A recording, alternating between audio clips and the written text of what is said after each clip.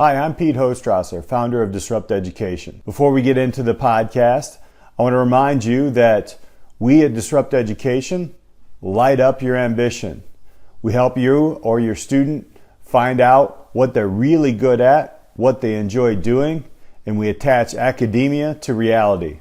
So check us out at disrupteducation.co. Thanks for joining us. Make sure that you hit that thumbs up and subscribe to the channel to hear so much more about disrupting education. The Disrupt Education vlog can be found on YouTube. To hear it in podcast form, search Disrupt Education on any of the following podcast platforms: Anchor, Apple Podcasts, Google Podcasts, Breaker, Castbox, Overcast, Radio Public, Pocket Cast, Spotify, or Stitcher.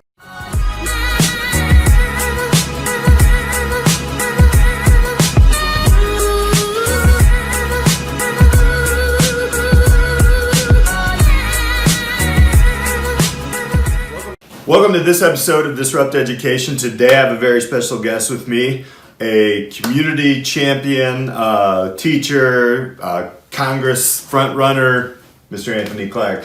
Thank you. Pleasure to be here. Looking forward to our conversation today, so thanks for having me. Tell us a little bit about who you are and what you do, because you do a lot of things. Definitely. So I tell a lot of people there's nothing special about me necessarily. I just think I'm an individual that's tired, and not tired in the sense of needing rest or sleep, but just tired of where we are as a society in 2019, and thankfully I have the ability to address those issues. So long story short, I'm 36 years old. I've been teaching special education at the high school level throughout the Chicago area, Chicagoland area, and now in the suburbs, going on my 10th year. Spent 6 years active duty in the United States military, the Air Force. I'm a disabled veteran, founder and director of a nonprofit called Suburban Unity Alliance. We primarily do work in the Oak Park and Austin and Maywood areas, and also the co-owner of a small business, Neighbors United LLC, where we employ at-risk youth. So, I share all those things just to simply say those all have happened due to me being tired and due to me attempting to search for ways to address the issues that I think are systemic and are ingrained in our society.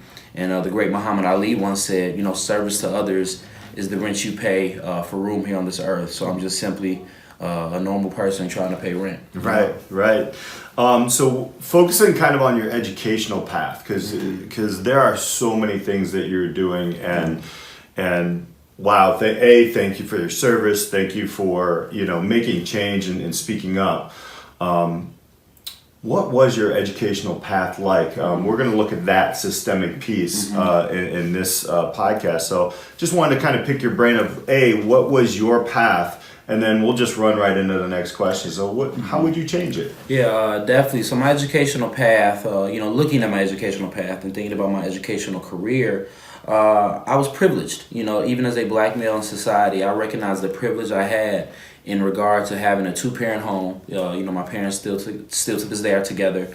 And though they didn't attend college, neither have a college degree, from an early age, they recognized the importance of education and instilled in me, the importance of obtaining a college degree, obtaining a well-rounded education. So from early on, my mother and father were reading to me.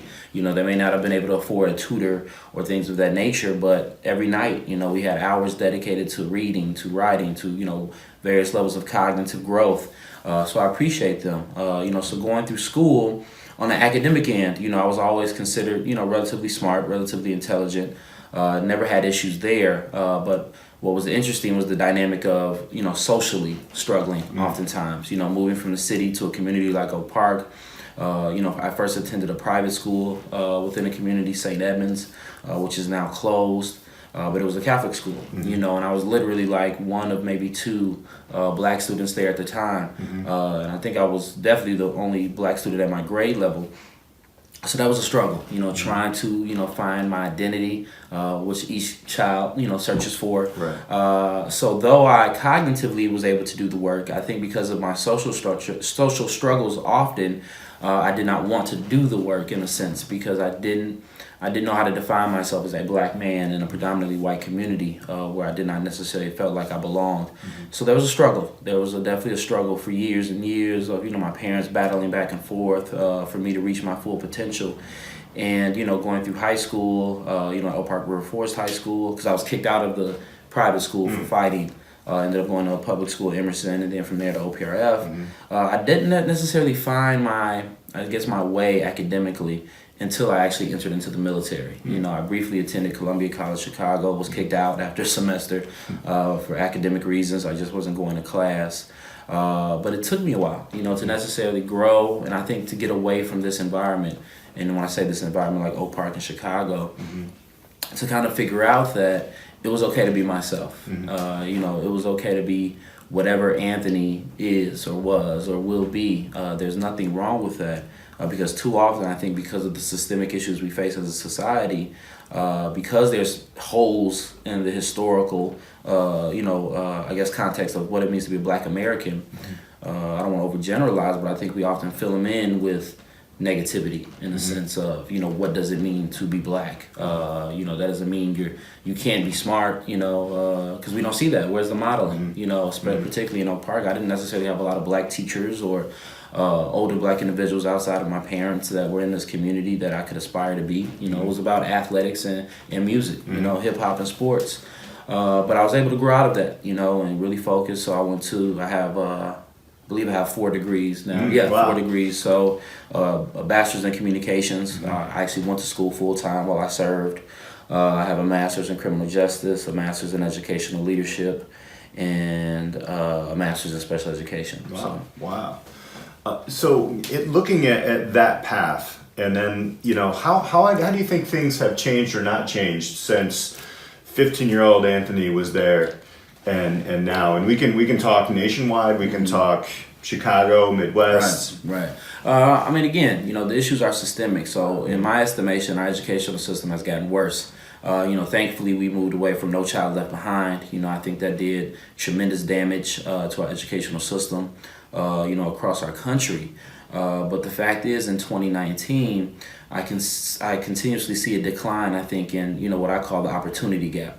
I don't call it the achievement gap, because I truly believe, each and every one of our students can achieve, but it's how we're not necessarily delivering the information to them, providing them with the opportunity to achieve. Like the majority of students I meet have the cognitive ability, have their own special traits and gifts and so on and so forth, but I often think the opportunity is not necessarily there, because the way our educational system is structured, it's structured in a sense to present biased information for white students primarily to access and understand and excel.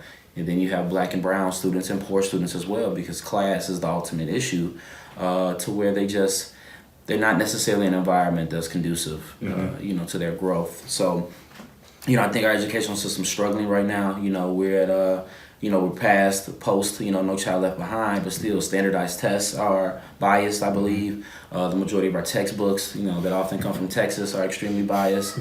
I think, I don't want to say majority, but we have a large demographic of teachers that don't necessarily know how to build relationships with all demographics of students, due to just how they grew up in their perspective. So we're struggling right now. We really are. And I think we saw that in the, documentary America to Me, that kind of gave a glimpse into the nuance of, things that we're facing, particularly in diverse communities. So the education system is broken in my mind. And even beyond, talking about race and so on and so forth, if you look at other developed countries, I don't think we're necessarily preparing our youth for the future, in regards to how do we address automation and technology, and how do we address the push for addressing climate change, which will eliminate certain jobs, but also create, future job opportunities. And not every student is meant for college. Trade, I think, is extremely important, but we're not providing access to these things. And then we're not even talking about affordability or lack thereof, to where not everyone can access a post-secondary education just due to, again, just the inordinate amount of bills and fees that go with obtaining a degree. Right. So last question, big question. What would Anthony Clark High School look like? That's a huge question. And I think first and foremost, the primary focus of Anthony Clark High School would be relationship building. I think, I don't want to say anyone, but academics, of course, are extremely important. But at the end of the day, you can't necessarily deliver whatever you want to deliver, whatever your lesson plan may be or your curriculum map may be, until you truly build relationships with your students, until they trust you. Because once someone trusts you, you can literally deliver anything, and I think it'll be more more taken in, more accepted, etc. So I think at Anthony Clark High School, its main focus will be true restorative justice practice, engagement, and those policies and procedures, because I think after Senate Bill 100, we have a lot of schools that say they have, restorative justice, but they really haven't, studied restorative justice or engaged in training, teachers and staff on a restorative justice model. So it's essentially zero accountability, zero growth within our school system. So I think our school will be 100% steeped in restorative justice practices, 100% steeped in relationship building, and a holistic approach to relationships and education, because each student is different. You have to differentiate instruction. You have to differentiate the ability for students to present, what they learned and how they've grown. So it's weird to say, but in the Anthony Clark School, academics will be secondary to relationships, because I think we're not necessarily preparing our students for success after high school. We just can't deliver Shakespeare. Right. It's so much more going on in this world. Right. Than just Shakespeare. So. Excellent. So, running for Congress. Where can people find more information on you on that realm? Yeah, definitely. So of course I have my normal, Facebook page, but it's just blended with the work, because this is personal. So Anthony Clark's my normal Facebook page. Anthony V. Clark is our congressional candidate Facebook page. Our website is voteanthonyclark.com. That's Clark without an E, CLARK. So voteanthonyclark.com. If you're interested in the nonprofit work that we do, the Suburban Unity Alliance, you can type them in on Facebook, and you'll be granted access to the wonderful work that we're doing in the communities in regard to outreach. So there's multiple ways to reach out. Twitter, Instagram, Anthony V. Clark. I accept everyone, and might even follow you back if you're cool. No, I'm just joking. But anybody can reach out. Anybody could join the movement, and we're going to continue to fight. Excellent. We'll put all that down below for you guys in the podcast and vlog. Anthony, thank you, man. Hey, appreciate it. Thank you so much. Good to see you. Check this guy out. A lot of change, a lot of movement, a lot of moving parts.